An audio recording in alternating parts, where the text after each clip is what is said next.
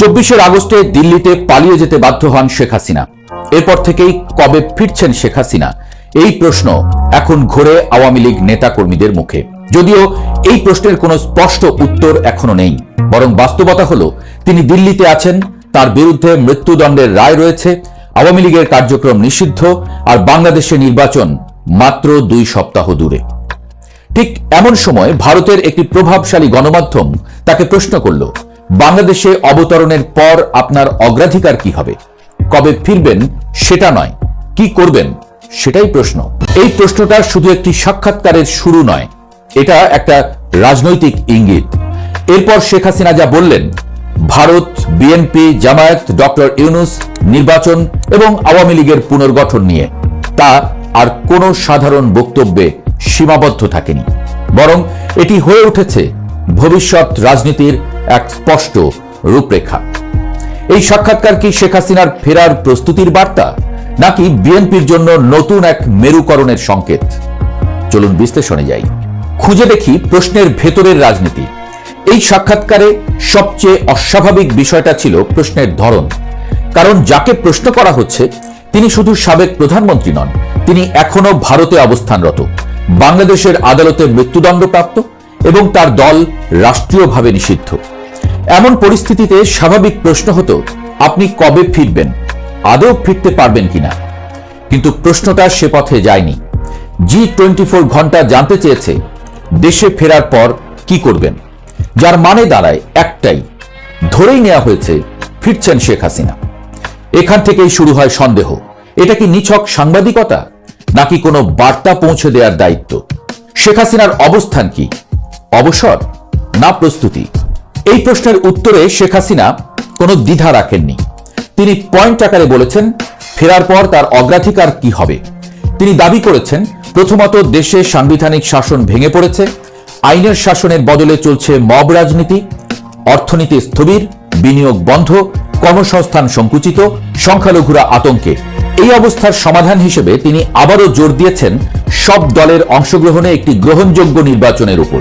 গুরুত্বপূর্ণ বিষয় হলো, তিনি বলেছেন সেই নির্বাচনে ফল যাই হোক আওয়ামী লীগ তা মেনে নেবে, সরকারে থাকুক বা বিরোধী দলে, দুভাবেই। এটা স্পষ্ট করে দেয় তিনি এখনো নিজেকে রাজনৈতিক খেলোয়াড় হিসেবেই দেখছেন, অবসরপ্রাপ্ত নেতা হিসেবে নয়। বিএনপির প্রতি নরম বার্তা। এরপরে আসে আরেকটি গুরুত্বপূর্ণ প্রশ্ন, বিএনপি ও তারেক রহমান কি বিশ্বাসযোগ্য? এখানে শেখ হাসিনার সুর ছিল লক্ষণীয়ভাবে নরম। তিনি বলেন, আওয়ামী লীগ ও বিএনপি দীর্ঘদিনের সংসদীয় প্রতিদ্বন্দ্বী, এক দল সরকারে থাকলে অন্য দল বিরোধী দলে, এটাই গণতন্ত্র। প্রকৃত বিরোধী দল ছাড়া সংসদ অর্থহীন। তিনি এও বলেন, আওয়ামী লীগ বিরোধী দলে বসতেও প্রস্তুত। এই বক্তব্য এসেছে এমন এক সময়ে যখন বিএনপি মাঠে জামায়াত এবং এনসিপির আক্রমণ, বিদ্রোহী প্রার্থীদের সংঘাত, আন্তর্জাতিক পর্যবেক্ষকের সামনে অভিযোগ, পাল্টা অভিযোগ সহ একাধিক চাপে আছে। এই প্রেক্ষাপটে শেখ হাসিনার নরম ভাষা একটি রাজনৈতিক দরজা খোলা রাখার ইঙ্গিত দিচ্ছে বলেই মনে করছেন বিশ্লেষকরা। কারা মূল প্রতিপক্ষ?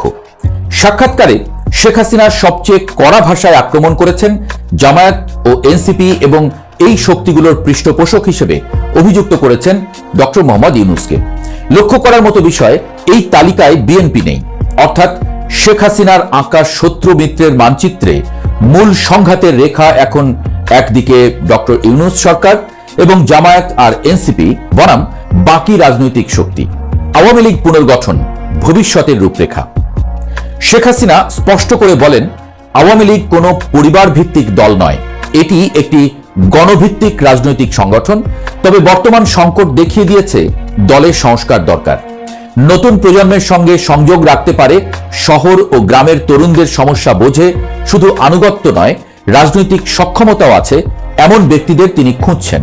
কিন্তু সবকিছুর পর শর্ত একটাই, দল নিষিদ্ধ, সমর্থকরা গ্রেপ্তার, সদস্যপদই যখন অপরাধ, সেই অবস্থায় সংস্কার সম্ভব নয়। অর্থাৎ তিনি আগে চান রাজনৈতিক মাঠ খুলতে, তারপর দল নতুন করে সাজাতে।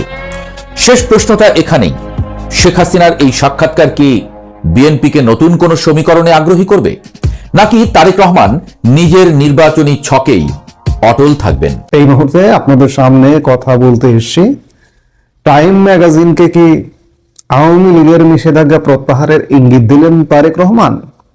দর্শক, গতকাল বিশ্বখ্যাত টাইম ম্যাগাজিনে তারেক রহমানের একটি দীর্ঘ সাক্ষাৎকার ভিত্তিক প্রতিবেদন প্রকাশিত হয়েছে, প্রায় 3300 শব্দের। এই সাক্ষাৎকারে তারেক রহমান রাজনৈতিক দলের নিষিদ্ধ প্রসঙ্গে একটি কথা বলেছেন, যেটি খুবই তাৎপর্যপূর্ণ। অনেক কথাই বলেছেন এই সাক্ষাৎকারে। এর মধ্যে তিনি রাজনৈতিক দলের নিষেধাজ্ঞা বিরোধিতা করে বলেন যে আজ কাউকে নিষিদ্ধ করলে কাল তাকেও নিষিদ্ধ করা হতে পারে। আমরা এই কথাটি থেকে কি ধরে নিতে পারি? এই মুহূর্তে নিষিদ্ধ রাজনৈতিক দল আওয়ামী লীগ। এই আওয়ামী লীগকে নিষিদ্ধ করা প্রসঙ্গে কি তারেক রহমান ভোটের 2 সপ্তাহ আগে এমন ইঙ্গিত দিলেন? এটা কেন করলেন? আওয়ামী লীগের ভোটটা পাবার জন্য, নাকি ক্ষমতায় এসে আওয়ামী লীগের নিষেধাজ্ঞা প্রত্যাহার করবেন?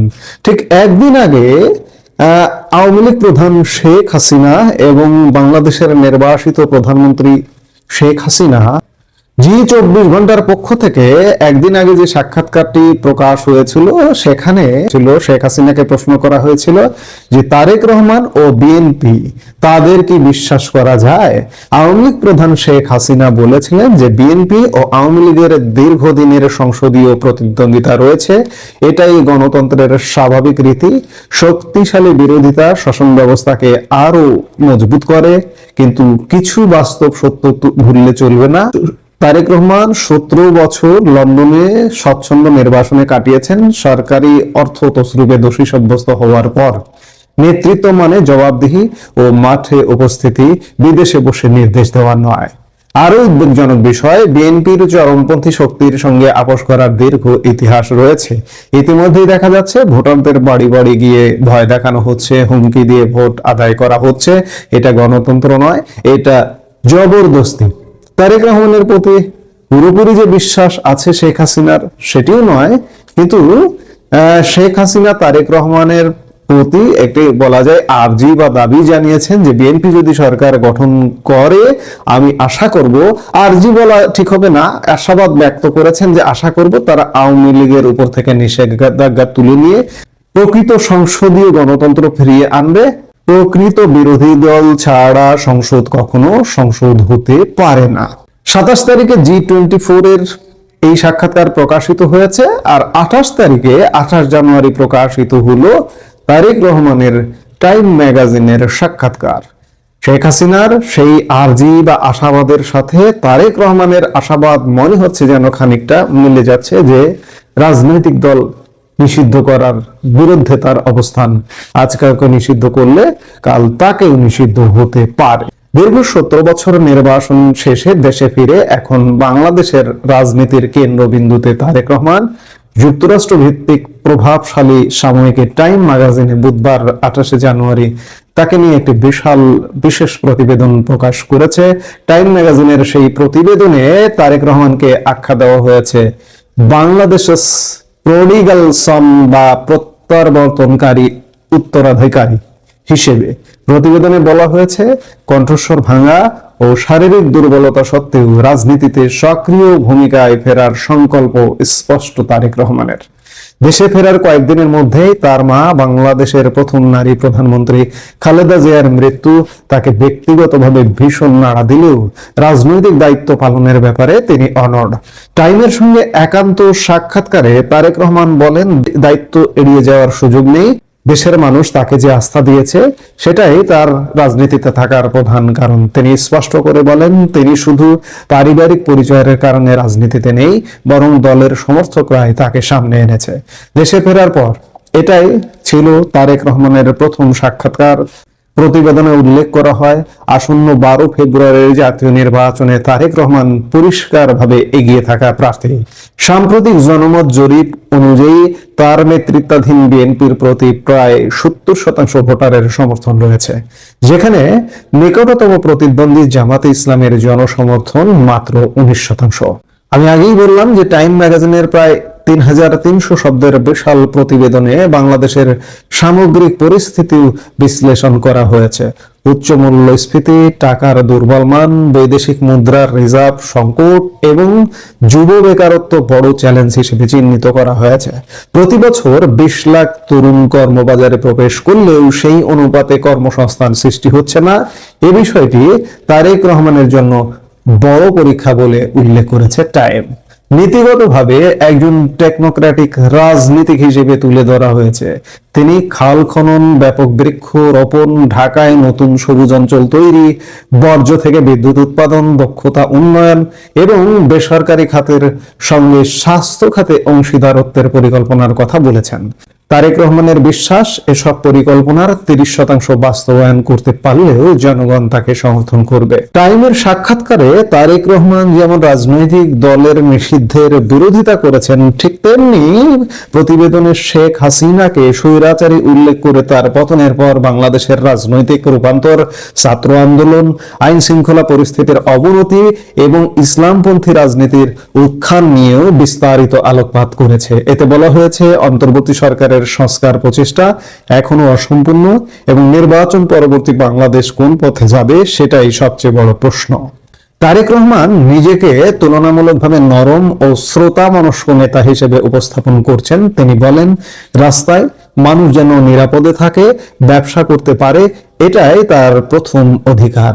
এবং একই সঙ্গে তিনি রাজনৈতিক দল নিষিদ্ধ করার বিরোধিতা করে বলেন, আজ কাউকে নিষিদ্ধ করলে কাল তাকেও নিষিদ্ধ করা হতে পারে। আমি খানিক আগে যেটি বললাম, টাইম ম্যাগাজিনের মূল্যায়নে তারেক রহমানের প্রত্যাবর্তন বাংলাদেশের রাজনীতিতে আশার সঞ্চার করেছে ঠিকই, তবে অতীতের ভার, দলীয় শৃঙ্খলা এবং অর্থনৈতিক বাস্তবতা, এই 3 পরীক্ষায় উত্তীর্ণ না হতে পারলে সেই আশা দ্রুতই ম্লান হয়ে যেতে পারে। প্রতিবেদনের শেষাংশে তারেক রহমান স্পাইডারম্যান সিনেমার একটি সংলাপ উদ্ধৃত করে বলেন, বড় ক্ষমতার সঙ্গে বড় দায়িত্বও আসে। আমি মনে প্রাণে এটি বিশ্বাস করি। এখন তারেক রহমান এই বড় দায়িত্বের জায়গা থেকে বাংলাদেশের কোন রাজনৈতিক দল নিষিদ্ধ আছে, সেই রাজনৈতিক দলের নিষিদ্ধতা উঠে যাবে কিনা নির্বাচন পরবর্তী সময়ে সেটি বিবেচ্য বিষয়। এবং আওয়ামী লীগও প্রত্যাশা করে, বিশ্ব প্রত্যাশা করে যে যেভাবেই হোক একটি নির্বাচন হচ্ছে, সেই নির্বাচনে যদি তারেক রহমান ক্ষমতায় আসেন, এসে যেহেতু তারেক রহমান নিজ কণ্ঠে বললেন যে রাজনৈতিক দল নিষিদ্ধের বিরুদ্ধে তার অবস্থান, আজ যদি কাউকে নিষিদ্ধ করা হয় কাল তাকেও নিষিদ্ধ করা হতে পারে, এই জায়গাটাকে, এই চিন্তাটাকে মাথায় নিয়ে তারেক রহমান আওয়ামী লীগের নিষেধাজ্ঞা নিশ্চয়ই প্রত্যাশা করবেন। আমরা সেটাও প্রত্যাশা করি। কিংবা ভোটের মাঠে ভোট পাবার জন্য এই কথা বললেন কিনা, এই কথাগুলো বা এই চিন্তাধারাগুলো ভোট পরবর্তী সময়ে প্রকাশিত হবে। আমরা নিশ্চয়ই সেটি দেখব। এই মুহূর্তে পর্যন্ত সবাই ভালো থাকুন, সুস্থ থাকুন।